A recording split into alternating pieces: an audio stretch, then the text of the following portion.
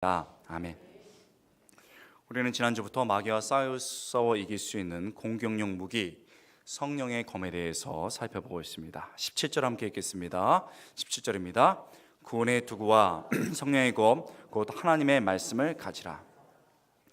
방금 살펴본 것처럼 성령의 검은 하나님의 말씀입니다. 이 하나님의 말씀은 살아있고 활동력이 있다고 말합니다. 얼마나 날카로운지 눈에 보이지 않는 우리의 영혼을 찔러 쪼갠다까지 얘기합니다. 히브리서 4장 11절 말씀입니다. 히브리서 4장 12절 함께 읽겠습니다. 하나님의 말씀은 살아있고 활력이 있어 좌우의 날선 어떤 검보다 예리하여 혼과 영과 및 관절과 골수를 찔러 쪼개기까지 하며 또 마음의 생각과 뜻을 판단하니.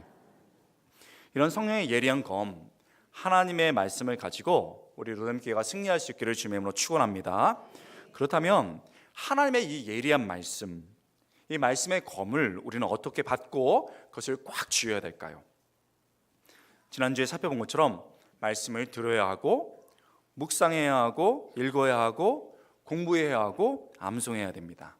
이 5가지는 아주 오랜 전통의 훈련법인데 그림으로도 나와 있다고 그랬죠. 한번 볼까요? 이렇게 5손가락으로 딱 되어 있습니다. 맨 밑에 보면 묵상, 암송, 공부, 읽기, 듣기 이렇게 되어 있습니다. 그러나 이걸 자세히 성경을 보면 사실은 듣기가 가장 먼저입니다. 듣는 게 가장 기본이고 하나님께서 쓰시는 방법이고 그 다음부터 묵상 순에서 암송까지 가게 됩니다. 성경을 한 손으로 잡을 수 없겠죠. 말씀의 검을 한 손가락으로만 잡을 수 없습니다. 그래서 여러 손가락이 필요한 거지요. 지난주 우리는 첫 방법으로 말씀을 듣는 것에 대해서 살펴보았습니다. 하나님의 말씀을 들음으로써 예리한 성령의 검을 갖기 위해서는 다음과 같은 것이 필요합니다. 우리나라는 제가 좀 아쉬운 거는 우리 성도들도 그렇고 학교 강단에서도 느끼는 게 뭐냐면 이 개론은 굉장히 강해요. 그래서 큰 그림은 잘 그리는데 강론으로 들어가면 제가 참 많이 약한 걸 느낍니다. 그래서 구체적인 방법을 하는 것은 굉장히 중요합니다. 잘 듣기 위해서 이런 방법이 있다고 제시했었습니다. 첫 번째, 목회자들이 강단에서 하나님의 말씀을 가감없이 순전하게 전해야 합니다. 제가 이번 주에 참 격려와 기도하겠다는 얘기를 많이 들었습니다. 두 번째, 성도들은 말씀을 준비된 마음, 즉 착한 마음으로 대해야 되는데 구체적으로는 기대하고 기도하는 마음으로 받아야 합니다. 세 번째, 내가 받고 싶은 말씀이 아니라 내가 들어야 할 말씀을 붙잡아야 합니다. 그렇습니다.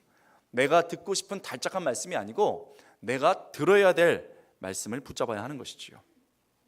네 번째, 말씀을 들음에서 말씀을 행함까지 가야 한다고 얘기했습니다. 이거는 중요한 시점에 이른 겁니다.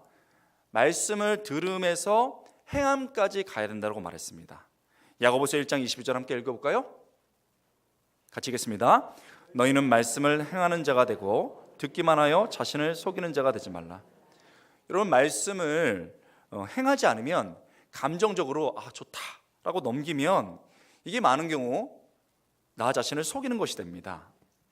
듣고 결국 행해야 이게 성령의 검이 되고 완전한 힘이 되어서 말씀을 가지고 싸울 수가 있게 되는 것입니다. 그런데요, 솔직히 말하면 이게 힘듭니다. 생각해 보십시오. 예수님을 듣는 많은 사람들이 있었습니다. 이 사람들을 성경에서 뭐라고 말하냐면 무리, 군중 이렇게 얘기했습니다. 그런데 말씀을 듣고 행한 사람이 있었습니다. 제자라고 했습니다. 말씀을 듣기만 했던 무리들은 예수님을 버린 거예요. 그뿐만 아니고 예수님을 나중에 십자가에 못 박았습니다. 그러니까 우리가 말씀을 잘 듣는 것 첫 단계지만 그 말씀을 듣고 행하는 데까지 가지 않고 정말 묵상하지 않으면은 이게, 나도 옛날에 교회 많이 다녀봤습니다. 저도 설교를 많이 들어봤습니다. 이렇게 되고 예수님을 떠날 수 있다는 거예요. 무리들처럼. 그리고 심지어는 예수님 반대편에 설 수도 있습니다. 이게 성경이 말해주고 있는 바입니다. 말씀을 듣기만 해서는 안 되죠. 그래서 정말 영적 싸움을 잘하려고 하고 그리고 말씀의 검을 높이 들려고 하면은 다음 단계가 필요한 것입니다. 바로 그것이 말씀을 묵상하는 것입니다. 한번 따라해 볼까요? 말씀을 묵상하는 것. 그렇습니다. 말씀을 묵상하는 것입니다. 우리 이 말씀은 이제 중요하기 때문에 다 함께 찾아보겠습니다. 여호수아 1장 8절 말씀입니다. 성경도 많이 가져오셨네요. 여호수아서 1장 8절 말씀입니다. 여호수아 1장 8절 말씀 함께 읽겠습니다. 여호수아 1장 8절 말씀. 이 율법책을 내 입에서 떠나지 말게 하며 주야로 그것을 뭐합니까? 묵상하여 그 안에 기록된 대로 다 지켜 행하라. 그리하면 내 길이 평탄하게 될 것이며 내가 형통하리라. 이 구절은 전쟁 그 배경 속에서 주어진 말씀입니다. 영적 전쟁과도 일맥상통하죠. 모세가, 대지도자 모세가 이제 죽었습니다. 여호수아만 남았습니다. 여호수아가 가나안 땅을 정복해야 합니다. 엄청난 전쟁이고 엄청난 영적인 도전이지요. 어려울 수밖에 없습니다. 염려가 될 수밖에 없습니다. 그런데 하나님께서 놀랍게도 여호수아에게 걱정하지 마, 승리할 수 있어, 전쟁 가운데서도 평안할 수 있고 형통할 수 있다고 말씀하셨습니다.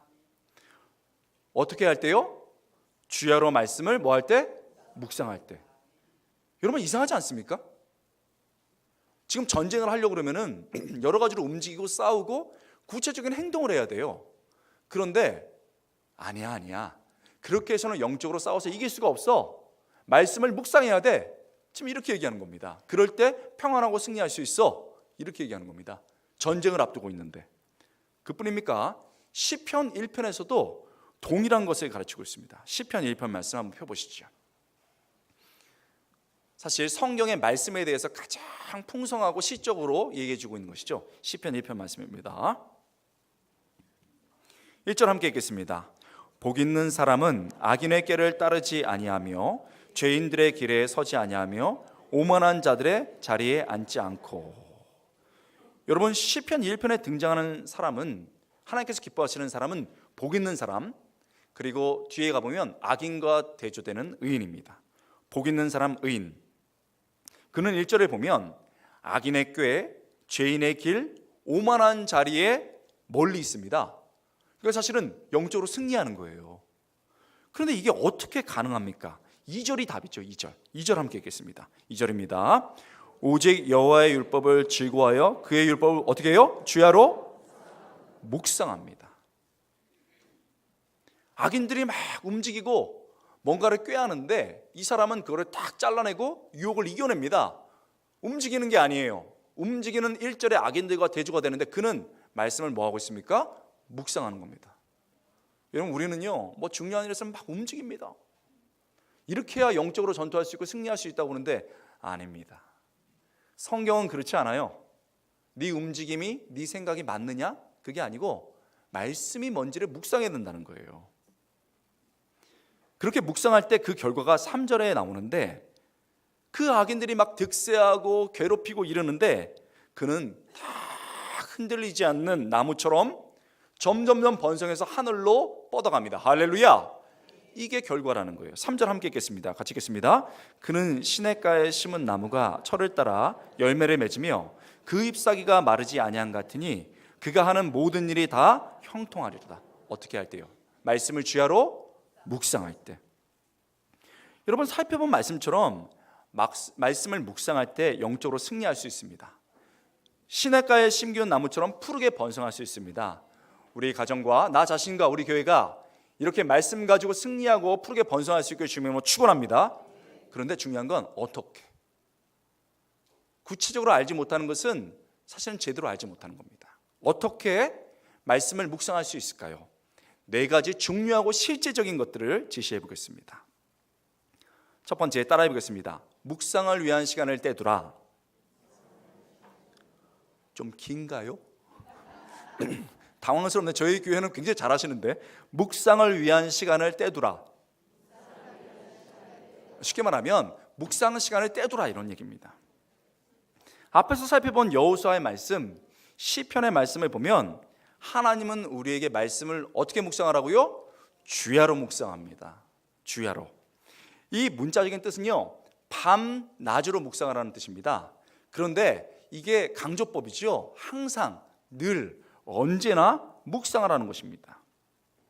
그런데 이게 쉽지가 않습니다. 목사인 저에게도 쉽지가 않아요. 그렇다면 실제적으로 이것을 어떻게 적용해야 될까요? 하루 중 가장 조용한 시간 30분 아니면 1시간 정도를 떼어두는 것입니다. 30분이나 1시간 정도를 떼어두는 겁니다. 묵상을 위해서요. 주로 이럴 때 조용한 딱 일어났을 때 새벽, 그리고 우리 자매분들은 애들을 다 학교에 보내고 조용한 아침 시간, 아니면 남자분들 같은 경우는 이게 어려우면 오후 일을 마치고 집에 왔을 때 조용한 저녁 시간. 그런데 이렇게 조용한 시간을 드리는 거기 때문에 사실은 묵상을 많은 분들이 큐티 이렇게 하거든요. 근데 묵상이라는 큰 개념의 큐티는 하나에 그거밖에 없어요. 왜 큐티라고 했냐? 이 조용한 시간을 떼어뒀다. 이 조용한 시간을 강조해서 영어로 큐티, quiet time 이렇게 한 거예요. 사실 이건 한국식 영어죠. 큐티, 조용한 시간이 아니고 영어로는 devotional 이렇게 말합니다. devotion 이렇게 얘기했죠. 그건 뭐냐면 드린다 이런 겁니다. 그러니까 내 삶을 드린다. 이게 이제 묵상이라고 말해요. 여러분, 이렇게 조용한 시간을 띄워야 되는데 제가 실제로 20년 넘게 해보고 그 다음에 사람을 훈련시켜 보니까 가장 좋은 거는 새벽이나 아침입니다. 저녁에도 할 수 있는데 피곤해서 다 쓰러져 넘어질 수가 있어요. 여기서 중요한 게 있습니다. 이건 정말 해보신 분만 압니다. 내가 묵상 시간 30분이나 1시간을 떼려고 그러면은 불필요한 시간을 줄여야 됩니다.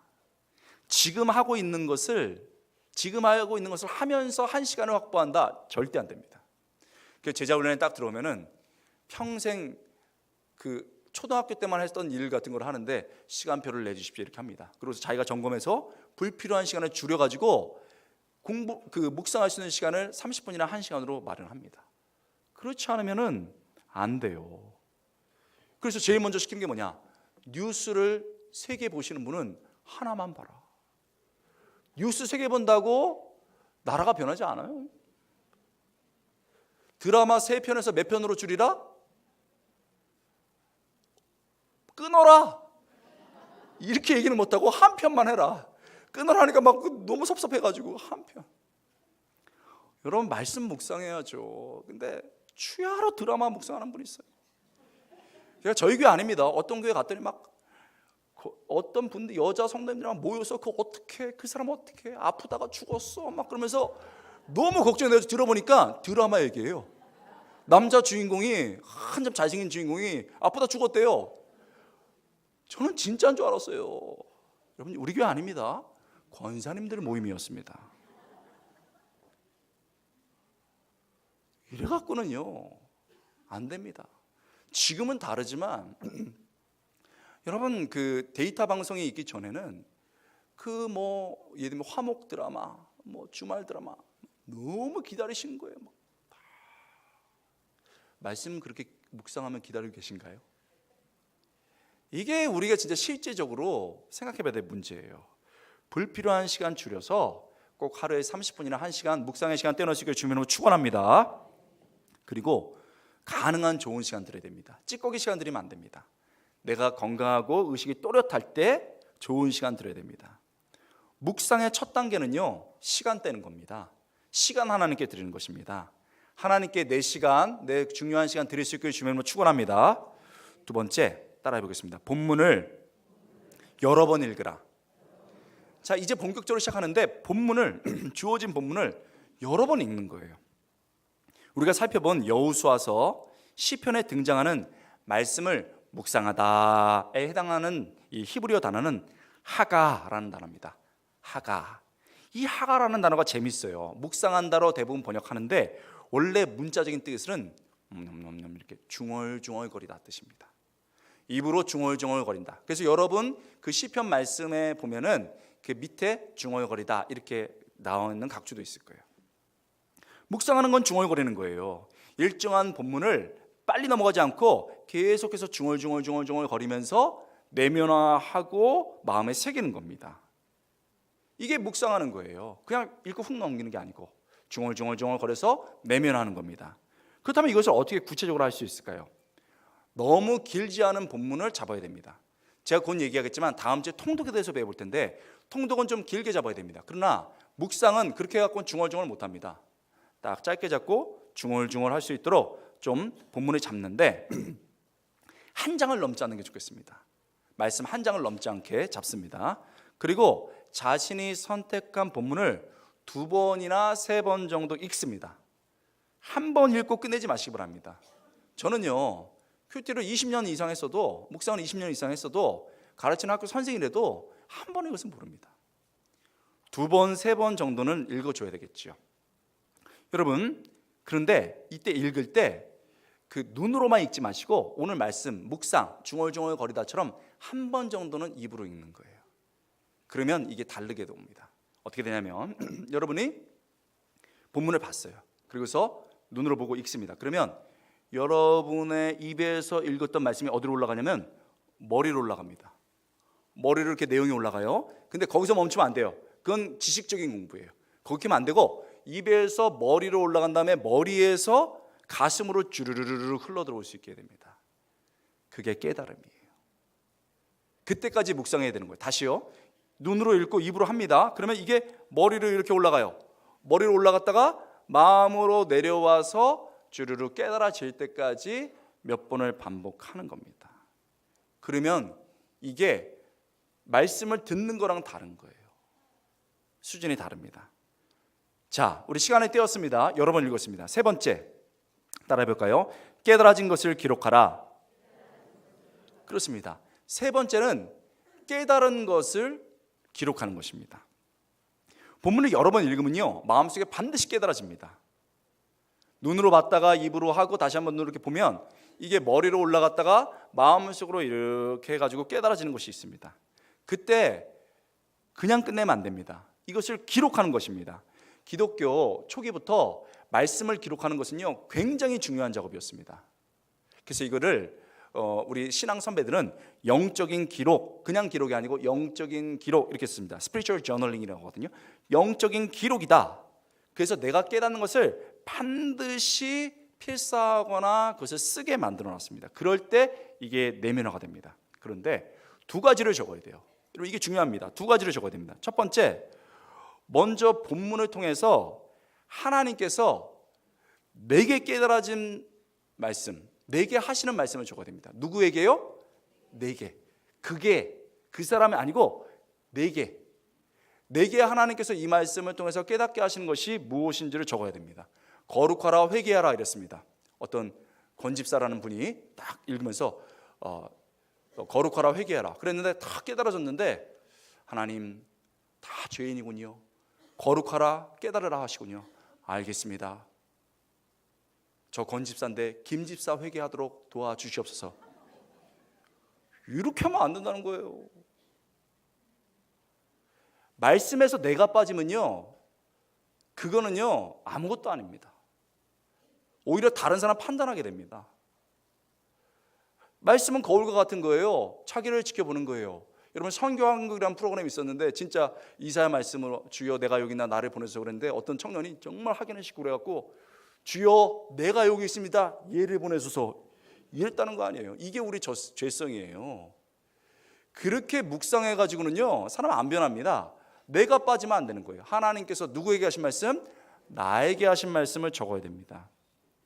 그 다음엔요, 내게 해주신 말씀을 적을 뿐만 아니고 깨달은 것을 어떻게 실천해야 하는지를 적어야 합니다. 여러분, 내가 하나님께서 부모를 공경하라 그랬어요. 그러면 부모를 공경해야지 하고 끝나면 안 된다는 거예요. 내가 오늘 부모님께 전화를 해야겠다, 내가 우리 부모님께 오늘 용돈을 드려야겠다, 이렇게 실천할 것을 적어야죠. 그렇지 않고서는 아무것도 아닙니다. 여러분, 우리 묵상에서 가장 자주 쓰는 말이 뭐냐면 시각은 크게, 실천은 구체적으로. 여러분, 우리 재밌는 분이 있어요. 막 온 세계와 민족과 열방을 위해서 하나님 기도합니다 하고 아무것도 안 해. 그래갖고는요 변화가 일어나지 않아요.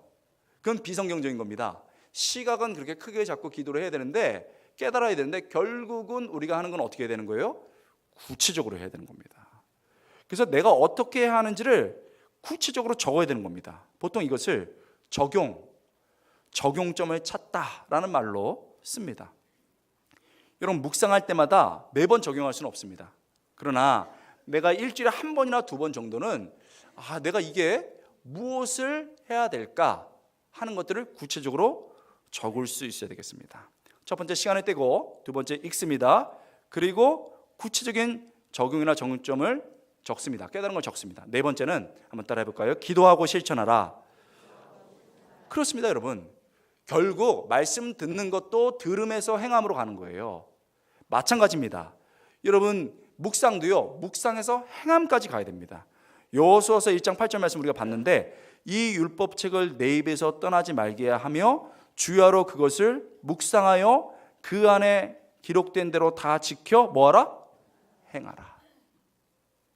그러니까 내가 여기에만 머물고 아무것도 안 하는 건요, 묵상이 끝나지 않은 거예요. 그건 부러진 칼이에요. 그걸로는 마귀를 못 이겨요. 그 칼로는 나를 유혹하는 마귀를 못 끊어요. 줄을 마귀 못 찌릅니다. 끝까지 지켜서 행하는 데까지 나가야 되는 거죠. 여러분, 이게 우리의 마음으로 안 되기 때문에 기도하면서 실천해야 되는 겁니다. 꼭 큰 거, 대단한 것을 실천하지 않아도 됩니다. 작은 것이라도 조그마한 것을 실천하면 이때부터 영적인 힘이 쌓입니다. 이거 중요한 얘기입니다. 대단한 거 하는 게 아니에요. 작은 것부터 하는 겁니다. 제가 목회하면서부터 이제 가장 없어진 시간이 이제 아들하고 좀 보내는 시간이 많이 없었고, 두 번째는 운동할 시간이 없습니다.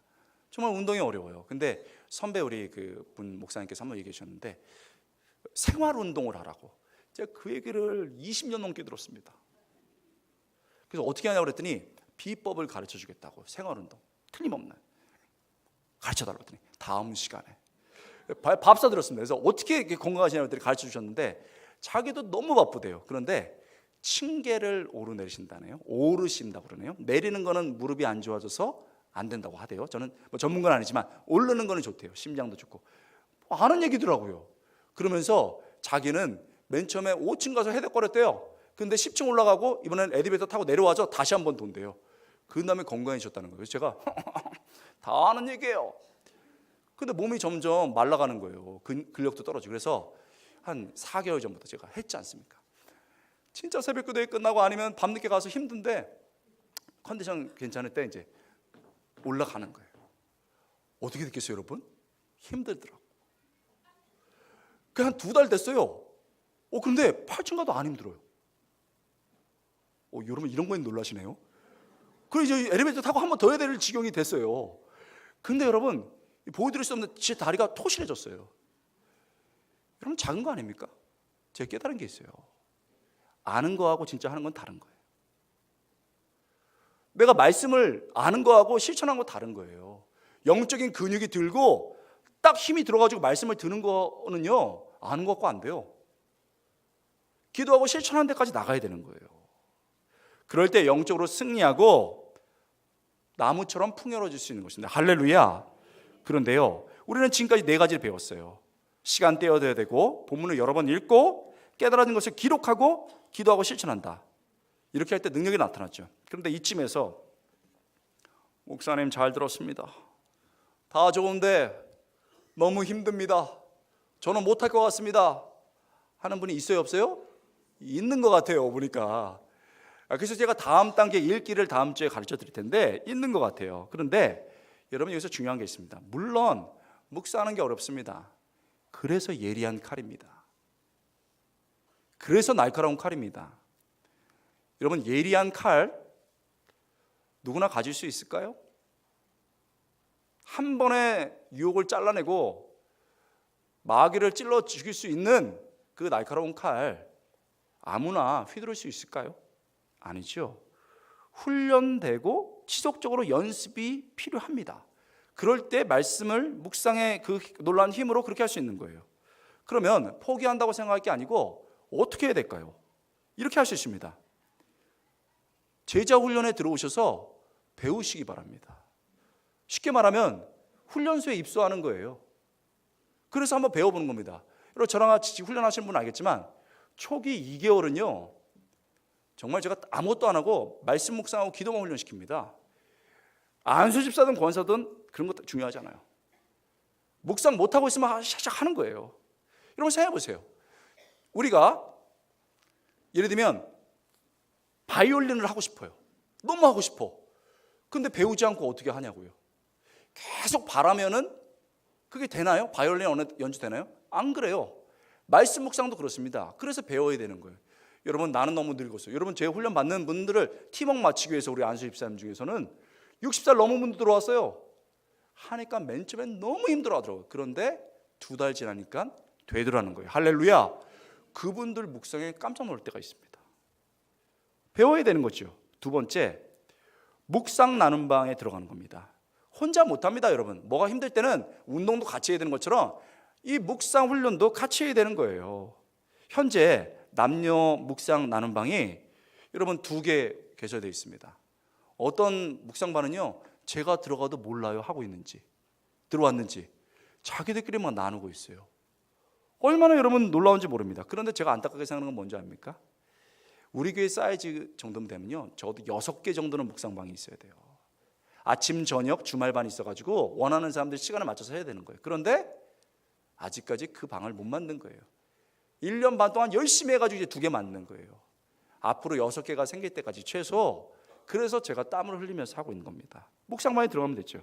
세 번째는요, 새벽 기도에 참석하는 겁니다. 새벽 기도에. 우리 어르신들 그 묵상 큐티 안 하시는 분들 있지만 사실은 큐티를 하고 있는 분들이 있습니다. 왜 그렇습니까? 새벽 기도에 참석하는 것인데, 우리 교회는 말씀 본문이 생명의 삶으로 나가고 있어요. 생명의 삶은 딱딱딱 잘라져서 우리 다 같이 묵상하는 본문으로 되어 있다고요. 그 본문을 가지고 목회자들이 해당 본문을 설교하고 무엇을 적용해야 될지 적용점을 주고 기도까지 합니다. 그러니까 사실 새벽 기도에 오시면은 그날 하루의 말씀이 어떻게 묵상되는지가 다 되는 거예요. 여러분 어떤 거 하고 계세요? 아니 교회가 지금 저희가 참 좋은데 막 분위기 우우하고 막 직분 있고 있으면 뭐 하냐고요. 여러분 어떤 거 하고 있어요? 묵상을 위해서. 이게 중요한 거죠. 힘들 것 같지만은 포기하지 마십시오. 일단 묵상이 우리 삶에 시작되면 말씀에 날이 서기 시작합니다. 이 사람은 무딘 사람이었어요. 근데 말씀이 딱 들어가면서 예리한 영성이 사는 거예요. 묵상이 시작되면 말라 있었던 것 같은 사람이에요. 이게 뭐 말씀 잘 못 듣고 잘 이해도 안 되는 사람이 점점점 이 물이 흡수되면서 자라나가는 걸 볼 수 있습니다. 여러분 나이가 문제가 아니고 정말 하나님의 말씀을 소망해야 되는 거예요. 이제 이런 제가 구체적인 방법을 가르쳐줬는데, 저와 함께 작년에 묵상하고 올해 지금 묵상하고 있는 분들의 묵상 예를 실제적으로 한번 들어보겠습니다. 여러분 물론 이 예는 제가 다 미리 연락을 드렸고 동의를 받고 드리는 겁니다. 첫 번째 묵상을 한번 제가 살펴보겠는데, 이분은 누가복음 15장에 나타난 탕자의 비유. 여러분 이 탕자의 비유 우리가 얼마나 많이 알아요? 탕자의 비유를 묵상했습니다. 그리고 쭉 중심적으로 보다가 15장 22절부터 24절의 말씀을 집중적으로 묵상했습니다. 한번 읽어보겠습니다. 시작.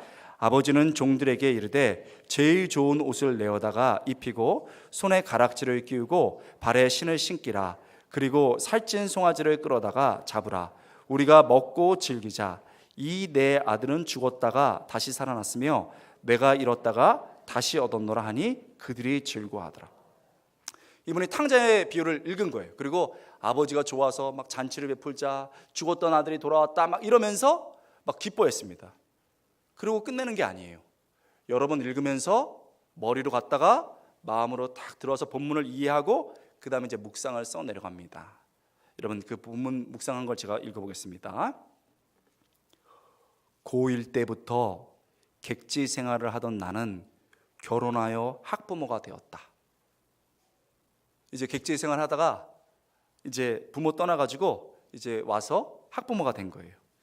그런 내가 시골에 도착하거나 떠나올 때면 늙으신 어머님은 길가에 벌써부터 나와 기다리거나 눈에 보이지 않을 때까지 손을 흔들고 자리를 떠나지 않으셨다. 이제 다 성인이 됐는데 오면은 언제 오나 해가지고 바깥에서 나가서 보는 거예요. 그리고 또 가면은 그 사라질 때까지 손을 흔드는 거예요. 그래서 나는 시골에 갈 때 일부러 연락을 않고 도착하곤 했다. 우리 딸들이 어느새 대학 졸업하고 사회인이 된 지 몇 해다. 이제 애들이 다 커가지고 이제 대학에서 사회까지 보냈어요. 어느샌가 난 밤 12시까지 녀석들이 들어오기 전까지는 눕지 못한다. 딸들을 녀석들이라고 한 거 보니까 친한가 봐요. 녀석들이 들어올 때까지 눕지 못한다. 몇 시쯤 오는가 아내에게 반복적으로 물음만 한다. 이게 부모의 마음인가? 우리를 사랑하시는 하나님의 마음이 이러한가? 탕자여도 좋다. 건강하게만 돌아오너라. 내가 다 용서하고 너를 품어주마. 부모님 마음, 하나님 마음을 이제는 조금은 알 수 있을 것 같다. 이렇게 묵상했습니다. 그리고 적용까지 가야 된다고 말했죠? 삶으로의 적용 어떻게 했을까요? 내 자녀뿐만 아니라 구역 식구, 제자반 가족, 일상에서 접하는 사람들에게도 마음으로 진정 사랑하고 예수님같이 섬기는 모습으로 담게 하소서. 아멘. 이렇게 했습니다. 여러분, 이분이요 탕자 묵상하면서 정말 우리 가운데 탕자 많은데 우리 자녀뿐만 아니고 바깥의 사람도 내가 다 쌓아놔야지 이렇게 적용한 거예요. 제가 훈련하고 있어서 이걸 들었습니다. 그래서 구역장 하고 계시거든요. 그래서 탕자 같은 분 몇 분 넣어드렸습니다. 쉽지 않은 분 넣어드렸어요. 그런데요 정말 애쓰면서 눈물 뿌려가면서 기도하면서 그분을 제가 돌이키는 걸 봤습니다. 전쟁터에서 마귀가 넘어간 사람 데리고 오는 거예요. 이게 말씀의 칼로 이기는 겁니다. 한 분은요 누가복음 17장에 나타난 이 나병 환자, 치유받은 나병 환자에 대해서 묵상을 했습니다. 10명 중에 10명이 치유받았는데 한 명만 돌아와서 감사를 표했죠. 그래서 이분이 그걸 보고 우리 얼마나 잘 알아요. 묵상을 한 거예요. 15절 16절 중심으로 묵상했습니다. 같이 읽겠습니다. 그 중에 한 사람이 자기가 나온 것을 보고 큰 소리로 하나님께 영광을 돌리며 돌아와 예수의 발 아래 엎드려 감사하니 그는 사마리아 사람이라. 여러분 그렇죠? 이걸 봤습니다. 그리고서는 이거를 그냥 넘기지 않고 묵상한 거예요. 그래서 이렇게 썼습니다. 내가 기도 생활을 제대로 하지 못하고 내가 마음의 주인일 때 생활하면서 감사가 아니라 보이는 것마다 불만스럽고 짜증이 나는 생활을 한 시절이 있었다. 남 얘기입니까? 내가 기도 생활이 끊기고 내가 마음의 주인일 때는 모든 게 짜증나는 거예요. 저 사람은 왜 내 마음대로 안 해주지? 이건요 자기가 스스로 말씀을 들으면서 깨닫는 거예요. 거울로. 뭐가 그렇게 불만스러웠는지 나 자신도 답답한 생활을 했던 그런 시절이 있었다. 그냥 사춘기를 겪는 아이처럼 마음이 그렇다 보니 일하는 것마다 힘들고 주위 많은 사람들도 나 때문에 피곤한 생활이 됐을 거다. 그러나 기도하면서 짐을 하나님께 하나하나 덜어내니 조목조목 감사한 일들이 눈에 보였다. 묵상하면서 눈이 열리는 거예요. 그러면서 하나하나 짐을 덜어내고 조목조목 감사한 것이 눈에 보였다. 그냥 내가 일상이라고 생각했던 가족이 건강하고 화목하게 지내는 것부터 나에게 지금까지 일할 수 있는 환경을 주신 것, 주의 자녀로 봉사하며 지내는 것, 만나는 사람한테 감사하고 주님이 내 삶의 주인이 되셔서 나를 이끌어주고 계심을 믿으니 더욱 힘이 되고 감사할 뿐이다. 눈이 열리는 거예요. 그러니까 나랑 같이 있는 가족, 같이 살아가는 게 당연한 게 아니고 내가 일할 수 있는 게 당연한 게 아니고 크게 깨달으면서 조목조목 감사 제목이 떠지는 거예요. 그리고 이렇게 해서 끝나고 되지 않죠? 적용을 끄집어냅니다. 아직도 주위에 조목조목 감사할 것이 많이 있는데 그것을 볼 수 있는 영적인 눈을 주시기를 기도합니다. 남에게 도움을 줄 수 있음도 감사한 일이기에 나의 시간과 재물에 인색하지 않도록 기도하며 실천하는 삶을 살 수 있는 성숙한 신앙인이 되기를 기도드립니다. 여러분 이 가정이요 다 오픈할 수는 없지만 제가 익명을 하고 있잖아요. 참 과거에 어려운 과정입니다. 그런데 이분이 이렇게 훈련되면서 일어섰고 지금은 온 가족이 다 교회 봉사합니다. 아버지가 서 있는 거예요. 말씀에 칼이 있어가지고 이거 지금 불평할 게 아니다, 다 정리해 주는 거예요. 온 가족이 다 봉사합니다. 영적인 전도사 아버지가 들고 나가는 거예요. 그러니까 이러는 거예요. 여러분, 한 분은요 굉장히 힘들 때 묵상했습니다. 여러분, 제가 그냥 편하게 얘기하겠습니다. 지금 우리 재작년에 제가 왔을 때 깜짝 놀란 게, 너무나 귀한 일이지만 우리 여자 성도님들밖에 구역이 없었습니다. 그래갖고 말씀을 어떻게 연구하고 듣고 묵상합니까? 너무 가슴 아파서 청자연부 시작했습니다. 그래서 청자연부가 시작됐고 올해는 중장년부터 했습니다. 그래서 부부들이 중장년으로 모이고 있습니다. 문제는 그동안에 리더가 많이 있지 않았기 때문에 청자년 중장년부 리더들이 중복해서 많이 봉사를 하고 있어요. 저도 1인 1봉사를 시키고 싶은데 2개, 3개 하는 분들이 많아요. 근데 제일 어려울 때가 언제냐? 1월, 2월 지나고 보통 5월을 공동체 보릿고개라고 합니다. 여러분, 지금쯤 우리 구역장들 있잖아요, 권찰들, 그 다음에 청자년 중자년 리더 부리더라고 하는데 지쳐 있습니다. 아무리 기도해도 아무 일도 드러나지 않고 잘 얘기해도 들어오지 않고 내가 부족해서 빠지는 것 같고, 그러면 여러분, 제 솔직히 얘기해요, 상처받습니다. 그래서 힘들어들 해요. 그러니까 아이고 내가 이거 괜히 했다, 이런 생각 많이 듭니다. 여러분, 오늘 교사 주일인데 교사들도 이때 많이 지칩니다. 애들한테 욕먹고 부모들이 이상한 얘기하고 이러면 부모들이 많이 지쳐요. 얼마나 했는지 모릅니다. 이분이 이때쯤에 너무 힘들다, 포기하고 싶다 이러다가 어느 날 말씀을 받습니다. 근데 이 말씀이 어려운 말씀이에요. 민수기 4장의 말씀인데, 레위 자손 중에 여러분 회막 봉사하는 고앗 자손 있지 않습니까? 고앗 자손을 계수하는, 이게 수를 세는 부분이었어요. 여기에서 무슨 선한 게 나오겠습니까? 그래가지고 이 본문을 묵상을 했습니다. 한번 볼까요? 민수기 4장 33절부터 36절 같이 읽겠습니다. 이는 제사장 아론의 아들 아디마레의 수하에 있는 무라리 자손의 종족들이 그 모든 직무대로 회막에서 행할 일이니라.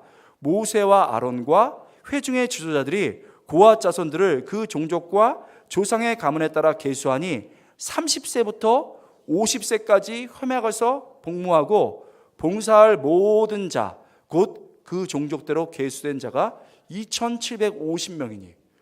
여러분 이 본문이 여러분한테 주어졌어요. 어떻게 묵상하시겠어요? 그런데요, 이 본문 작년에 저한테 제자훈련 받고 지금 묵상반에 들어가가지고 아직도 훈련하고 있는 분이에요. 제자훈련 받으니까 날카로울 거 아니에요, 말씀이 칼이. 근데 또 묵상훈련까지 들어가서 같이 하고 있으니까 더 날카로워진 거예요. 이 본문을 딱 보고서 이렇게 묵상을 했습니다.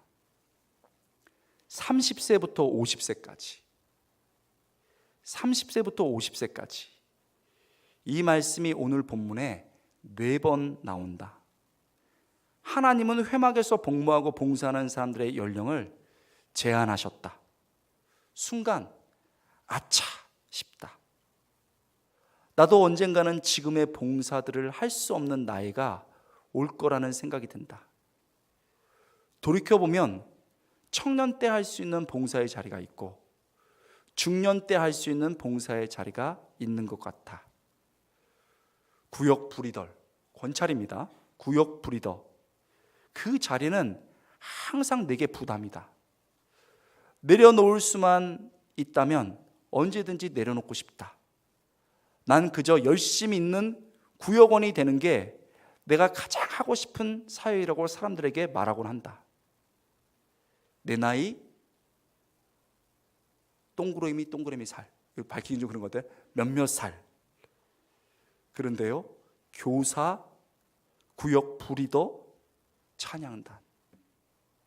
미안하죠. 막 사람들이 어려워하고 기도가 필요하니까 어쩔 수 없이 세워놓은 거예요. 3가지를 지고 가는 거예요. 미안하죠. 교사, 구역 부리더, 찬양단. 언젠가는 추억의 봉사 자리가 되어 있지 않을까? 하나님께서 허락하신 자리에서 지금 내가 섬길 수 있다는 게 참 감사하다. 오늘의 말씀을 보면서 언제까지 내 건강이 허락이 되어질지 모르지만 내게 주어진 건강과 나이 가운데 최선을 다하고 싶다. 오랜만에 내게 허락해 주신 사역에 대해 깊은 감사의 마음이 든다. 지금의 이 마음이 언제까지 갈지 모르겠지만 지금 감사할 수 있는 이 순간이 귀하다. 삶의 적용. 오늘 한 명의 구역 식구를 만나기로 했다.